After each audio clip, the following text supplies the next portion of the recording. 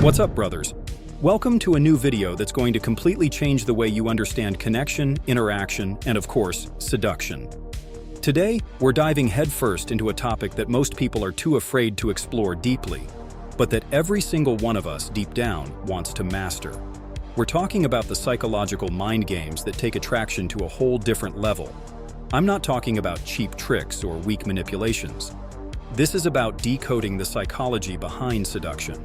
Understanding those subtle dynamics that, when you learn to control them, give you a massive advantage in connecting with the woman you want.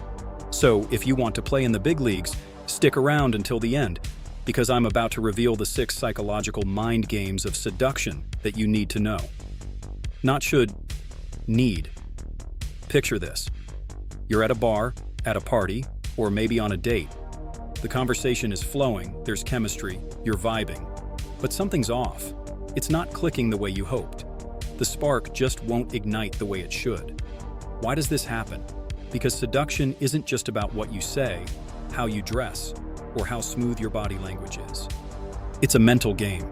It's about knowing how the human mind works, how to create intrigue, how to trigger deep emotions, and most importantly, how to leave a lasting impression she won't be able to shake. These 6 mind games I'm about to break down for you are not just theory. They're real tools, backed by psychology and by legendary names in the world of seduction. People like Robert Greene, with his book The Art of Seduction, or David D'Angelo, who talks about attraction as an emotional dance. This isn't fluff. It's the mental blueprint that gives you control in situations where most men feel powerless. But before we get into the first game, let me tell you a quick story. This will make it real. A while ago, a friend of mine, let's call him Diego, was stuck in that gray area with a girl he really liked. They talked, they laughed, they hung out. But nothing was happening. No progress. And he could feel it. He was just one step away from falling into the dreaded friend zone. That's when I gave him one of the strategies I'm about to teach you. He didn't just escape that zone. She started chasing him. She messaged him first. She wanted to spend more time with him. What changed? He learned how to play these mind games right. And that's exactly what you're going to learn right now. All right, brothers.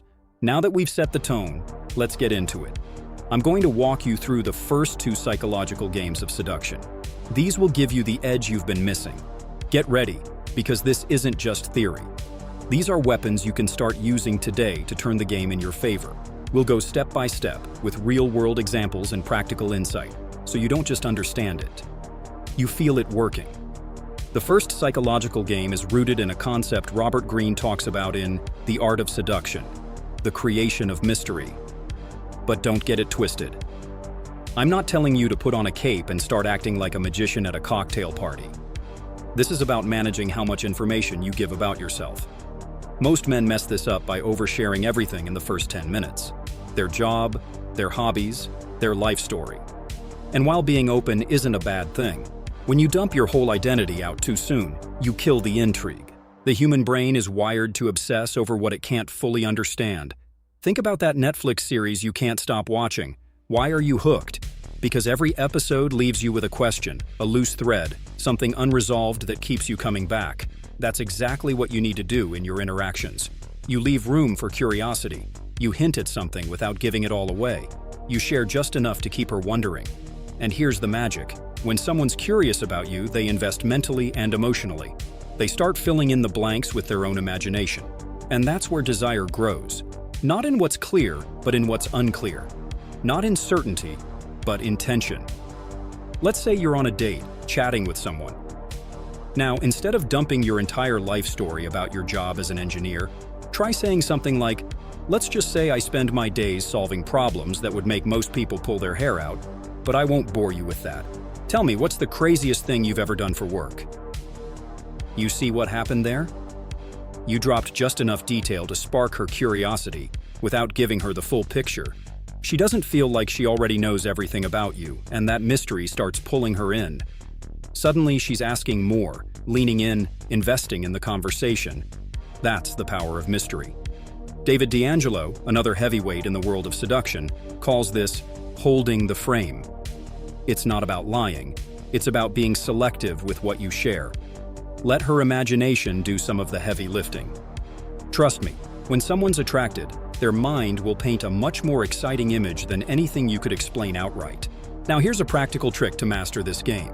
When a conversation hits a pause, don't rush to fill it. Let the silence do some of the work.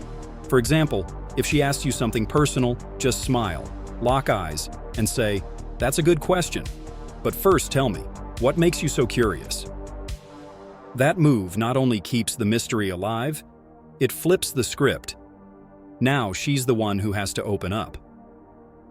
Psychological studies, like those from Robert Cialdini in his book Influence, prove that we value what we have to work for. When you become just a little bit harder to reach, not arrogant, just unavailable, you create a tension that supercharges attraction. Let's roll into the second mind game. This one's a total perspective shift, the principle of emotional scarcity. This idea comes straight out of persuasion psychology. As humans, we crave what feels hard to get. In seduction, this means not being emotionally available all the time. Let me be clear, I'm not saying play cold or act like you don't care. That's immature and just makes you look like a jerk. What I'm talking about is showing that your life is full, that you're not out here starving for someone's attention because, honestly, you don't need it. That right there, brothers, is critical. Neediness is the #1 killer of attraction. Here's an example. You're texting with a girl you're into. Most guys make the rookie mistake of replying instantly. Always available, always ready to jump into a conversation like it's the most important thing in their life. Don't do that. Try this instead. Respond with interest, sure, but not always right away. Sometimes let a few hours pass. Not to play games, but because you actually have things to do. Your gym session, your work, your friends. And when you do reply, keep the energy alive. Say something like, "Hey, I just got out of a meeting that almost made me forget how good our night out was. What are you getting into today?" That line does two things. One, it tells her you've got a life. Two, it makes your attention feel earned, not just handed out. According to the theory of psychological reactance, when something feels scarce or slightly out of reach, our desire for it intensifies. That's why we obsess over sold-out concert tickets or limited edition anything, because we fear missing out on something valuable. Let me give you a real-world story. A colleague of mine, Marcos, used to be constantly available for a girl he liked. He'd text her all day, respond instantly, hang on to every word. And guess what? She lost interest. He was too easy, too predictable. But when he started applying the emotional scarcity principle, taking his time to respond, showing he had priorities, the whole dynamic flipped. She started reaching out first. She started suggesting plans. Why? Because unpredictability keeps her hooked, and she started to feel like she had to earn his attention. Now that you've got these first two mind games locked in, you're already starting to see how powerful these shifts can be. This isn't about pretending to be someone else. It's about learning how real attraction works at a psychological level. But we're just getting warmed up. It's time to raise the stakes. The next two psychological games are going to take your interactions to a whole new level. These strategies aren't just rooted in science. They're battle-tested by the greats of seduction. From Casanova to modern-day experts like Mystery, these are techniques that carve unforgettable connections into a woman's mind. Pay close attention, because what comes next is pure gold. And the best part? You can start using it today. The third mind game is what I call the art of intentional ambiguity. This is all about sending mixed signals on purpose, not in a sloppy, confusing way, but in a controlled, calculated way that keeps her guessing about your true intentions. The key here is balance. You don't want to be so direct that you become predictable, but you also don't want to be so vague that you seem disinterested. Intentional ambiguity creates an emotional roller coaster, and that's exactly what keeps her hooked. Like Robert Greene says in The Art of Seduction, uncertainty is the fuel of passion. Think of it like poker. You're not showing your full hand, but you're dropping little clues that keep the other player intrigued and betting more. For example, say you're in a conversation and you can clearly tell she's into you. Instead of diving in with a cliché compliment like, "You're the most amazing person I've ever met," try something more subtle, something that leaves a question mark. Say, "There's something about the way you talk that makes me want to keep listening, though I haven't figured out what it is yet." You see what just happened? You gave her a compliment, but it came with a twist, a little mystery. Now she's thinking, wait, what did he mean by that? Does he like me or not? That curiosity pushes her to stay engaged. She wants to figure you out, and that's a powerful place to be. Psychology backs this up. Studies by John Gottman on interpersonal relationships show that interactions with small doses of uncertainty tend to hold people's attention longer and keep them emotionally invested. Here's a practical trick to master this mind game. Mix your verbal communication with just the right non-verbal cues. When you drop an ambiguous comment, pair it with a slight smirk, a brief but intense eye contact, and then casually switch the topic. That contrast, it leaves a mark. A friend of mine, Javier, pulled this off perfectly on a date.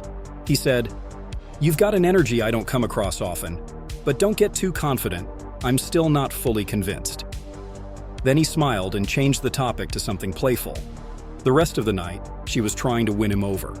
That little playful seed of doubt, it drove her crazy in the best way. That's the magic of intentional ambiguity. It makes her want your approval. Now let's talk about the fourth mind game, the power of emotional contrast. This one is a game changer because it taps into a fundamental truth of human nature. We remember the experiences that make us feel a mix of emotions the most. If you're always predictably nice, fun, agreeable, no matter how charming you are, you eventually become boring, flat, safe. And safety rarely creates passion. The key is to move between warm and challenging, close and slightly distant. That emotional rhythm based on behavioral psychology builds tension and desire. Just like a roller coaster, the drops make the highs feel even more intense. Picture this. You're on a date and things are flowing. At one point, you're open, personal, you laugh together, you create that comfort zone. But then, instead of staying in that cozy vibe, you throw in a playful challenge. Let's say she mentions her favorite band. You lean in with a smirk and say, "Wait, that band? I don't know if I can keep talking to you after that confession." You're clearly joking. But that little playful jab pushes her just a bit. Now she's out of autopilot mode. She's defending herself, laughing, trying to re-establish rapport. That dynamic of warm-cold, pull-push, it's what the seduction expert mystery called push-pull. You move forward with warmth, then pull back with a playful challenge. That contrast creates chemistry. It builds depth. Because now she doesn't just feel safe with you, she feels stimulated by you. And when you can make a woman feel both comfortable and excited in the same conversation, you become unforgettable. Here's a real story to show you how this works in action. A follower of the channel, Luis, told me how he used this exact principle during a date with a girl he really liked. During dinner, he was totally present, attentive, listening, sharing stories that made her laugh. But then, when she started talking about her travels, he hit her with, Wait, are you one of those people who travels just to snap Instagram pics, or do you actually live the experience?" He said it with a smirk, a playful tone. That small challenge flipped the entire vibe. Suddenly, she opened up more. She started sharing deeper stories, trying to prove she wasn't just another shallow tourist. By the end of the night, she told him she had never felt such a strong connection on a first date. Why? Because Luis used emotional contrast to keep her engaged. He gave her warmth, then just enough tension to spark that need to prove herself, to earn his attention. That dynamic is unforgettable. Now we've got 4 mind games in the bag, and I know by now you're starting to feel the power behind these strategies. They're like hidden weapons. Once you know how to use them, you stand out in every interaction. But we're not done yet. It's time to wrap this up with the last 2 seduction mind games. And trust me, these are the ones that seal the deal. These next techniques are backed by deep psychological research and real-world experience. We're talking about insights from legends like Neil Strauss, author of The Game, and other masters who've cracked the code of human attraction at its deepest level. So stay sharp. What you're about to learn will take your skills to the next level. The 5th mind game is something I call the principle of shared narrative. This is about building emotional connection by creating a story or a world that only the 2 of you share. The idea is simple, but powerful. Human beings bond more deeply when we feel like we're part of something unique, something that sets us apart from everyone else. According to social psychology research, like the work of Daniel Kahneman on emotional memory, the moments that feel exclusive and meaningful stay with us longer. In seduction, that means it's not enough to just have fun, surface-level conversations. You've got to create moments that feel like you're building something special together. So let's say you're on a date, talking about something random, like a trip you both want to take. Don't keep it shallow. Push it further. Say something like, "All right, picture this. We're on that beach in Thailand, just the two of us, beer in hand, watching the sunset." But wait, are you the type to dive straight into the water, or the type who plans every move before jumping in? With that, you're not just making small talk. You're painting a vivid picture. You're inviting her into a shared fantasy. You're assigning her a role in a moment that only exists between you two. That's powerful. It makes her feel like she's part of something. Not just another girl you're talking to, but someone in your story. Neil Strauss talks about this in The Game as building a microcosm, an emotional space where only the two of you exist, if just for a moment. That space becomes memorable, intimate, and it creates a connection that goes way beyond the physical. Here's a practical trick to amplify this game. Use nicknames or phrases that reinforce that shared narrative. Let's say, in that Thailand fantasy, you call her "my adventure partner" or "sunset queen." You're branding that story. You're giving it emotional weight. A friend of mine, Carlos, did this on a date. As they walked through a park, he started imagining how the two of them would explore a foreign city together. He spun a playful story about them being spies on a secret mission. She loved it. She leaned into the fantasy. They joked about code names for the rest of the night. Months later, she still brought up that conversation as one of her favorite memories. That's the power of shared narrative.